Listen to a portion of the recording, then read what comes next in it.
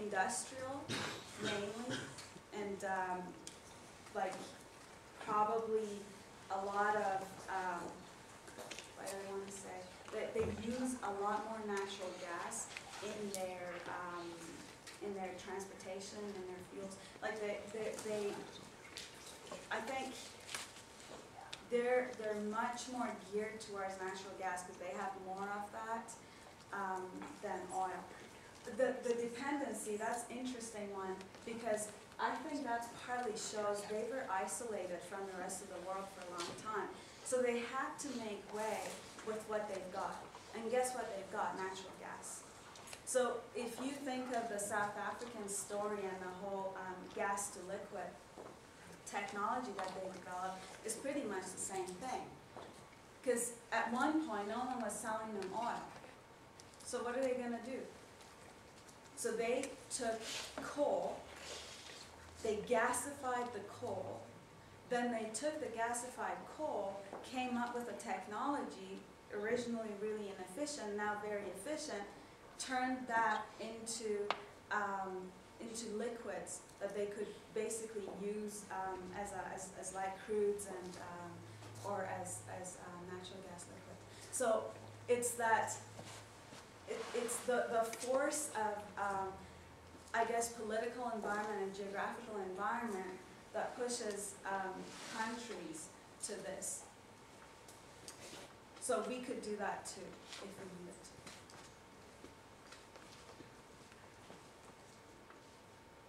Good?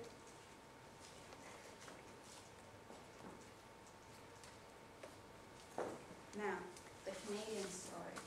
What's the Canadian story? Just a guess.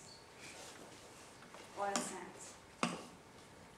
So we have world's third largest reserves of oil in the world, with 170 billion barrels of oil sand reserves.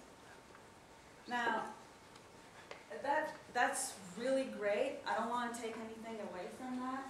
But this morning I was showing this to my husband before I come, and he said, "Is Abu Dhabi a country even?"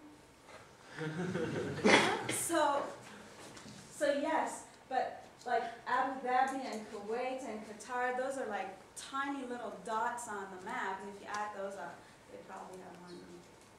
So just like something, I never thought about that because I was always really big on this slide, and this morning he totally reversed my problem. So, the other interesting thing on this is the world oil reserves.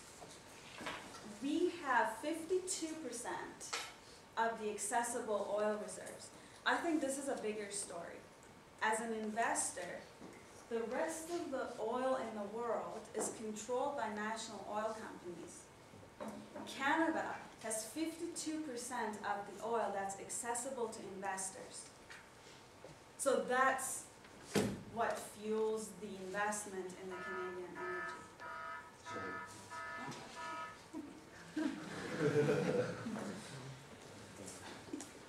So originally, we didn't even know how to produce unconventional oil. And we've come a long way from that. And if you look at it right now today, unconventional is 3% of the world oil production and consumption. It's going to go up to 10%. That's good news for us. Because that means that our oil is what they're going to be using. But this is what the CAP and the EIA and these research bodies think today. That doesn't mean that this is going to happen.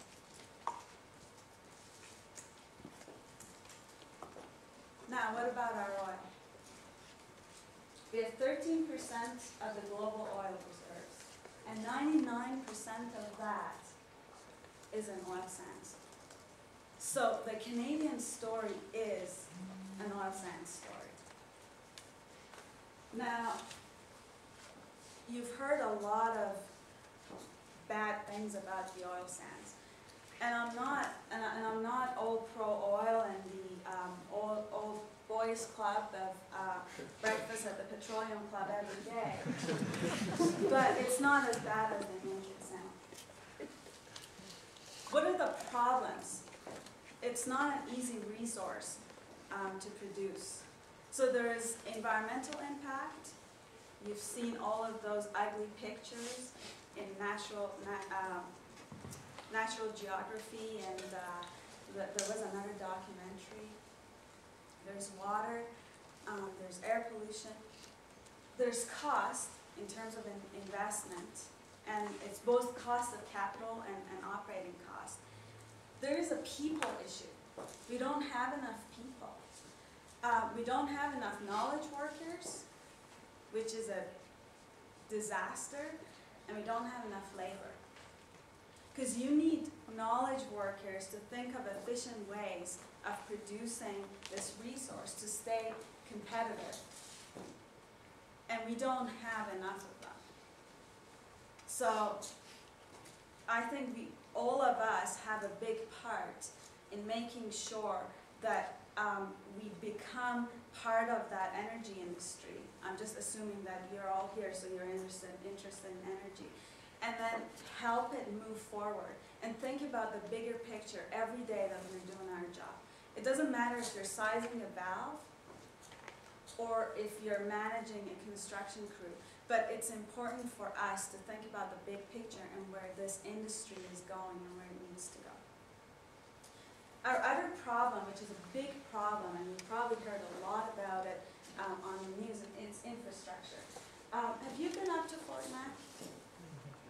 Have you been stuck in the traffic before you go to the mines?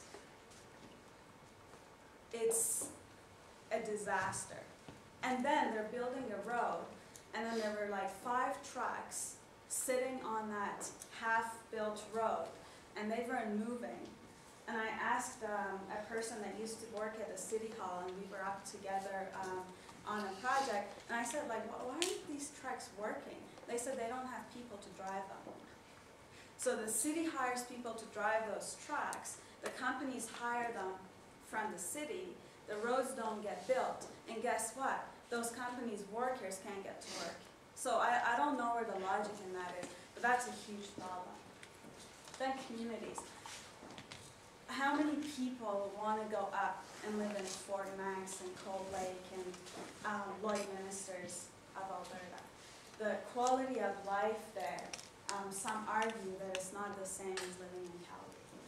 And Calgary in itself has a lot of problems because we're losing people to Vancouver and Toronto and more metropolitan centers.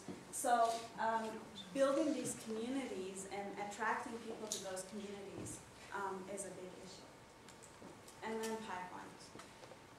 And I think we're going to talk about the pipelines a little later, but you can produce all you want. You have to get it to your consumer. So, I should have flipped these 2 slides. But remember we talked about the ugly picture of oil sands that everyone's trying to portray in London and Norway and US and the rest of the world. That's only 20% of what we got. That's all mining. The other 80% is an in-situ. And that's SAGD, that's cyclic steam, and that's what it looks like. It doesn't look anything like what they're showing in those. And I don't like the mines. I wish we could shut them all down. I don't like the smell of them, I don't like the look of them, I don't like coming back with like dirty boots. I like this solution. But that's what you see is only 20%. So that's the good news. So why is unconventional oil so complex? This is probably your like blah blah blah geek, but this is, I just want you to see the difference between conventional oil and in-situ oil sands. You see how many more steps are added by going to in situ, and in situ is the simpler one. Because you have to actually produce